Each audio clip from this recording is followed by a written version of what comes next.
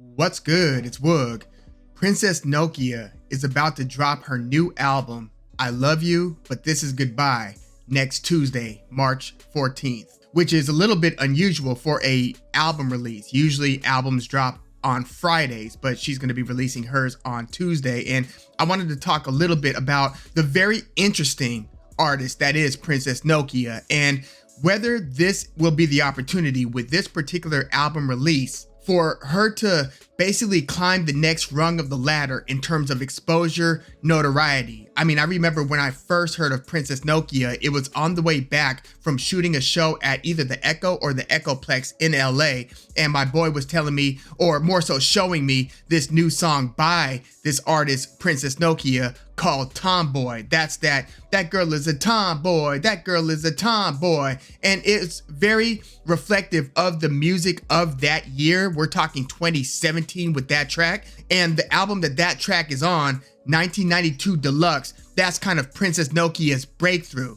And she had a tough upbringing. Like, her mom died of AIDS when she was just a kid. Her dad was on drugs, so she grew up largely in foster care, and her foster mom, according to Princess Nokia, physically abused her. So she had it rough. She's from New York City. Again, her childhood and her young adulthood is pretty tragedy stricken, and so she started getting into hip hop, writing rhymes, and she is actually a very good MC, just verse for verse. She used to go by Wavy Spice when she was dropping music on SoundCloud. She changed her name to Destiny, and then again eventually to Princess Nokia. She had an early album called Metallic Butterfly, which was years later re-released in 2018, but again, it was that single Tomboy and then another single called Goat. Both appeared on that 1992 Deluxe album that dropped in 2017. So once she dropped that, she was kind of in the mix with a lot of rappers that were kind of coming up with good projects at the same time. One of them was No Name. Another was Tierra Whack, which I'm still wondering when Tierra Whack is gonna follow up that very good album, Whack World. Short album, every song is like a minute long basically, but you had this crop of female MCs right around that 2016 through 2018. Doja Cat was in that same crew. I remember when she was performing frequently at these Ham on Everything events that were taking place at warehouses that I was on the lease for, that I was managing with a buddy of mine. And this is before Doja Cat dropped that Amala album, which was kind of her breakthrough. At the time, she had a mixtape called Purr. But yeah, there were a few of these MCs that were coming up. Princess Nokia, I thought, was one of the very talented ones from that kind of next gen crop of MCs. And she's a very vocal advocate and identifies with the queer community. She grew up among the queer community in New York City and is closely tied with intersectional feminism. I remember her being very outspoken about this at this Music Tastes Good festival right down the street in Long Beach, California,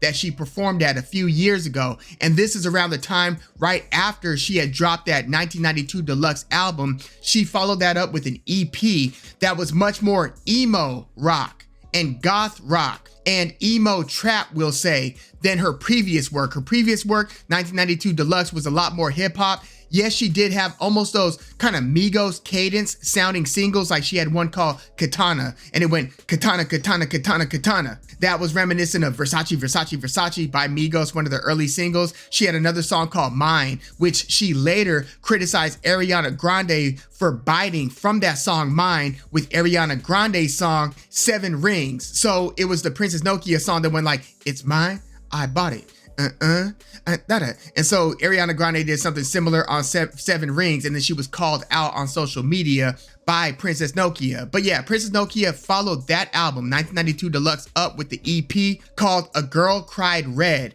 Again, this is a lot more emo. This is more so her tapping into a lot of the music that she grew up on. So she's like a big Blink 182 fan. In fact, she did a cover of I Miss You at that Music Tastes Good festival. So yeah, it was a very big change in genre when she dropped that A Girl Cried Red EP. And then she followed that up in 2020 with a sort of a double album, but it was released as two different albums. One was kind of the happy side, one was the sad side. The happy side was called Everything is Beautiful. The sad side was called Everything Sucks. And the artwork on both of these releases kind of reflect that. And the sounds on these two albums released at the same time also reflect that. I would say Everything Is Beautiful sounds a little bit more Chance the Rapper-y. That's the album where Princess Nokia had that song, Sugar Honey Iced Tea. Oh, these itches don't like me. Oh, like she's got a lot of attitude in her raps, in her rhymes. And I don't think she's like an over-the-top acrobatic lyricist, but I would classify her an effective lyricist where she gets her point across. And yes, she does have some cleverness in her bars. Yes, she does have some interesting turns of phrase, but she's not, trying to go Jid with it. She's not like Eminem with it, nor is she trying to be. She kind of has her own pocket where she's not quite as lyrical as Nicki Minaj, but again, the attitude that she conveys through her music and the effectiveness in the messaging in her verses, I feel is very good. And again, she dropped those two albums, Everything Is Beautiful, Everything Sucks. I like a few songs from each of those. Everything Sucks was a lot shorter than Everything Is Beautiful, but Everything Sucks had Balenciaga, which was a really good one. Just a Kid, that's the album closer where she gets into kind of her biography. That's a very good song. She had one of her most popular singles on that Everything Sucks called I Like Him. That's one of her bigger songs. She has a pretty popular, at least by, kind of underground-ish standards, popular music video to accompany I Like Him. And again, Everything Is Beautiful has Sugar Honey Iced Tea. It has Green Eggs and Ham. So I don't know if she outdid herself with these two releases lyrically, but I feel like musically and kind of conceptually, I felt like these were very strong follow-ups to that 1992 Deluxe 2017 release. And so what I'm really curious about with this new Princess Nokia release, I Love You, But This Is Goodbye, is whether from a commercial standpoint, because I know she's good, I know she releases quality stuff, but you'd be surprised how many artists release very high quality music, but don't really scale as they continue to release. It's almost like they peak with a certain level of exposure or a certain level of fanfare, and then they more or less ride that out because it's difficult to keep on building on that. So I want to see if the marketing of this new album and her single choices of singles, and her music video rollouts, what she does on social media and so forth. I just want to see if she could kind of level up, if you will, in terms of how many people know about her. Because look, artists like Doja Cat, they blew up pretty quick. Yes, Doja Cat had been at it for several years before she blew up, but when she started to blow up, when she would have that Go Down featured on that HBO show Insecure, the Issa Rae show, Doja Cat started getting famous very quickly, as did Post Malone. I remember when he was just a guest at our spaces several times, and he was hanging with other rappers who at the time had bigger names like Father and Key. Post Malone would be a part of an entourage, so to speak, and he'd be just kind of kicking it. Nobody really knew who he was like that, but he dropped White Iverson, and then before you know it, he dropped that Stoney, and then August 25th projects. Then he had the song with Quavo, Congratulations, and the rest is history. So these things happen kind of fast. I just want to see where on the career arc or the career trajectory Princess Nokia really is. Like, did she already kind of peak and plateau, or does she have a strong opportunity with this I Love You, But This Is Goodbye release to take it to the next level? That's what I really want to see. I'm pretty confident that it's going to be a good, high quality project. I just want to see if the